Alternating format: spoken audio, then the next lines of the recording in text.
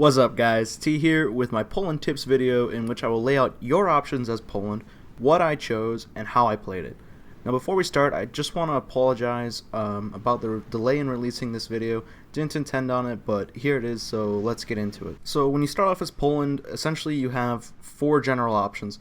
One being is to go with the Allies, another being is to start your own faction, third being to go with the German Reich and go fascist, or fourth to go with the Comintern and go communist. So really all of those are wide open on the table right for you to start. It's easy to turn fascist or communist or start your own. It's easy to start doing any of them. However, once you get into them, you'll find that there's quite a bit of difference in difficulty between actually executing them. The hardest is to actually start your own faction. Following that, I'd say the second hardest is to join the Allies, and then kind of a toss-up between joining the Reich or going as with the Comintern. So what you would do to accomplish any of these, to start your own faction, all you're going to need to do is go into your national focus tree and go right down the Polish state tree line, and then you'll be able to create your own faction with the Baltic states. The other option, like I said, is to join the Allies, and you don't have to do anything with the focus tree to do that. You will be invited to the Allies as soon as Germany declares war on you regardless, or you can just request to join one or the other if they don't invite you. They'll always accept that, so you can do that. The other option is joining the communists or the fascists, and you don't necessarily have to go down this tree. I didn't in my playthrough. Actually, all you have to do is just grab the communist revolutionary or the fascist revolutionary, and they're going to get you to that rather quickly. It doesn't actually take much for Poland to convert. Anyway, with that laid out, what I chose to do was go fascist and join Germany in their conquest. I thought that would be the most fun way to play it because I was looking to my east here and I saw all this territory in the Soviet Union, southern Western Asia, Middle East, and I thought I could go and conquer all of that and maybe even swing north and take these Nordic countries up here. So I decided to go with that fascist route away, and the first thing I want to hit on when you choose this route, and this would hold true for actually all the playthroughs, I'd recommend doing this no matter which route you're going to go through. The only thing I'm hesitant to say go for it with is if you're going to join the Allies. I don't know if the world tension you create from doing what I'm about to say would keep them from inviting you to the faction. I didn't get a chance to test that, but with the other three playthroughs, you're definitely going to want to do this, and that is you're going to want to conquer these smaller three countries here as well as Romania, and that's just to get the extra factories, civilian and military, within your arsenal, so you can have the production capability in order to keep up with some of these major powers, because it jumps your factories from like 20, 30, whatever you're at by the time you start attacking them, up to like 50 to 60. So that's a really big buff, really helps your manufacturing capability going into war. So the first thing I want to touch on in order to accomplish this, what I did with my military was actually, as you can see, they're relatively low supplied right away. So I just went through and grabbed my cavalry, my mountaineers, scrapped them, took their equipment, gave it to these infantry regiments, of which I then went in, and once you get one of the first national focuses, you get enough military experience to modify them. And I just went in and dropped this down to 7 and threw in a pair of artillery just to get it started with. And what you're going to do is rock this setup until you conquer these three countries and Romania. You can use them to conquer those countries, and your goal for training is just going to be to throw as many on here as you can and then just keep cranking them out, because that's going to be your main war force. The other thing that's really useful as far as conquering those countries is taking your relatively limited air force, just what you have here, stationing them right here in this airbase, and using them to control air superiority and give you your tiny bit of close air support against the Romanians, because they're going to be your biggest challenge as far as conquering. These guys fall like a sack of potatoes, but these guys are going to actually give you a little bit of resistance as you go. What I end up doing is, since it's going to take a lot of reinforcements to get the units you have in the field, you'll have 28 divisions. What I did was I put 18 down here, 7 here, and 3 here, and then just let the 10 walk up, capture it, and then have them come down and assist. You're attacking all 4 countries at the same time. It's just, that's how I played it out. It worked well for me. You can do it certainly your own way, but that's just what I did. Once you conquer those 3 countries, I'd recommend switching your template to something that looks like this.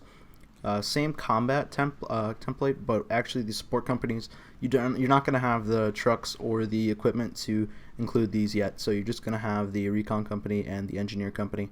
And the reason I like this setup for Poland is the cheapest way to get adequate stats across your entire combat stats. So you get the attack, you get the defense, you get some breakthrough, you get some heart attack, you get the piercing value to deal with enemy tanks. Then I know some of you guys are going to be like, hey T, that combat was 22, that doesn't stack up. And the reason for that is I actually recommend using the commander here, the field marshal, and he has the own combat with minus 10% doctrine. So if you actually look at it, when I go into my template, my stats, the combat width in my divisions are actually 19.8 because you lose that 10%.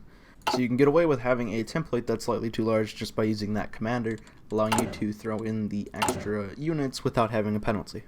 Now, before I get into the national focuses and the tech tree, I just wanted to point out how my Poland progressed. So first you take those 4 countries, do boost up, and then as you proceed, the next thing that happens as you're building up is Germany's going to demand Danzig up here. And you know, obviously if you deny them, they're going to declare war on you. If you give it to them, you lose that territory, but then they won't declare war on you. Leading up to that, as you build, if you're fascist by then, you're going to then have the option to join the German Reich as their on their faction, and from then on, eventually, probably about 1940, middle of 1940, the USSR is going to justify war goals against you because they have claims on your eastern countries, or your western provinces, so they have claims on that they're going to declare war. And once they do that, then you're going to go all out against the USSR and move east, and move west, and conquer them. As soon as that's over, you're going to get actually a separate peace treaty because you're just fighting the USSR. The USSR doesn't ally with the Allies, so you're going to get peace treaty. You can annex the territory like I did, and then what you're going to look at is you're going to have probably about 3 options. You're going to have the option go up here, take these 3 countries, go into Asia, which is what I chose, and take out the Allies, the British Raj, different things like that, conquer the Middle East, as I did already with Afghanistan and Iran. And then the other option would be you can actually leave the faction since you're not in war with them. If you never joined the war against the Allies, you can leave the faction, and you could actually betray the German Reich and all their allies right away, and you'd have to deal with Hungary, Germany, Italy, just that kind of collection there, and move westward, and that would be your other option. Oh, and not to mention you're going to have Japan on your eastern front. Alright, now let's get into the national focuses and the tech trees and the advisors. And the one thing I want to point out before we start this is that the national focus tree and the tech tree for Poland work very, very closely together because you're trying to get things as efficiently as possible, being a minor player. So first let's dive into the national focus. So what you're going to want to research first is strengthen the Polish state just to get the political power for your advisors. Next, you're going to grab defensive focus, and the reason I like this so much is because it gives you 20% extra military construction. And this is important because for Poland, you're going to want to start out only producing military factories. Then you're going to want to go ahead and grab Polish militarism because it's going to give you your recruitable population, basically your starter recruitable population, because your population is so low to begin with, you need that right away. Then I would recommend going over to Central Region Strategy, then grabbing the 4-year plan, and both of these are going to give you research bonuses in construction and production, so you're going to need that for the 1937 upgrades in those categories. Then grab Prepare for the Next War right away, because you're going to be targeting this land auction to get you any kind of edge that you can to be ahead of the enemy starting the wars. So the next thing you're going to want to grab after that is this Polish Revanche Ism, and why you're going to want to get that right away is the justify war goal or generate war goal tension limit. So instead of being able to declare war at 50% tension, world tension, now you can declare war at 10%. And that's something really important to note. When you're going to declare war on those 4 smaller countries in order to annex them, you need to do it as soon as possible. So right when the world tension gets over 10%, you're going to want to start justifying your war goal and then declare war instantly when it's finished, because if you don't do it soon enough, what's going to happen is the allies like the UK and France are going to start to guarantee those little countries independence, and once they do that, you cannot declare war on them and annex them without the Allies declaring war on you. So you need to do it right away. It's a small little window you hit. You capture them and annex them before the Allies are defending them. Now that's extremely important to note. So following that though, what you're going to want to go is grab the defense of Poland, then standardization of equipment, then Romanian bridgehead strategy, then modernizing the cavalry. And what you're going to do with these is you're going to get the next land doctrine buff, because about then is going to be when this is done researching the first one. Then you're going to get your infantry equipment buff just because to get that extra percentages. And then the Romanian bridgehead strategy, get that buff again. And then modernize the cavalry to get you motorized. And I know there's going to be a question, okay, yeah, you can get these two, the research is nice, but why not start working on these factories? And the reason being is that during this time that you would be doing these two, you're just about on war, if not at war. I can't remember quite exactly how it times out with those smaller 4 countries, and you're pretty much annexing them right at that same time. And you're getting, like I said, 30 or so factories. It makes the 1 factories you get here seem rather minimal when you do need the actual research buffs in order to stay competitive with your production and your upgrades.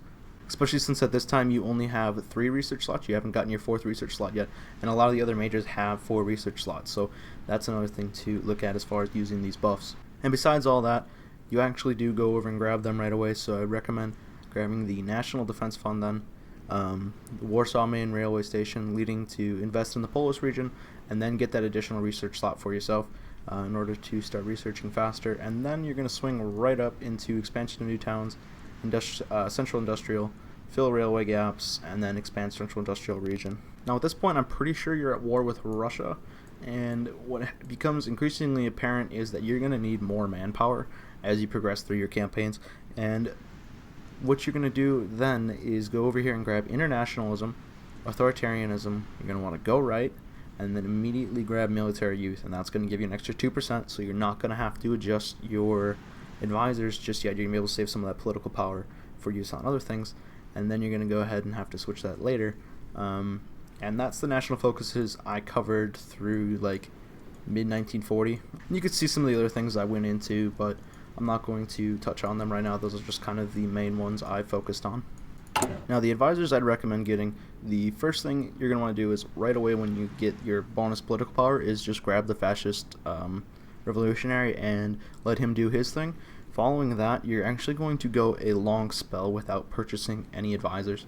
And the reason is you're going to need political power in order to justify your war goals against those 4 countries. And you're just going to be stockpiling those political power points until right up when the world gets to like 15%. That's when you're going to spend them all on justifying war goals, and then you're also going to use them to upgrade to a war economy in order to get off that civilian economy, which is so negative, where the war economy is by far the best economy. So you're going to be able to jump to that right away, and that's why you're storing up all those points.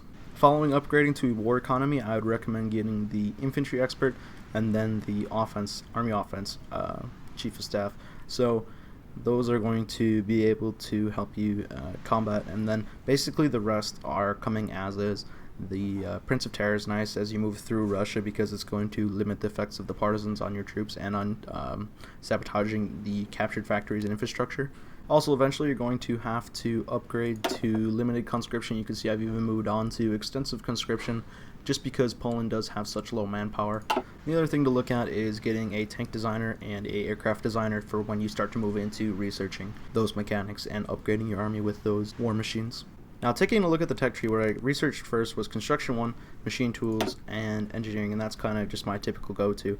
Follow that with mechanical computing, concentrated industry, and then went for towed anti-tank in order to get it produced right away. So as soon as you finish producing this, you're going to want to throw a couple factories on it in order to get it going for when you need it later.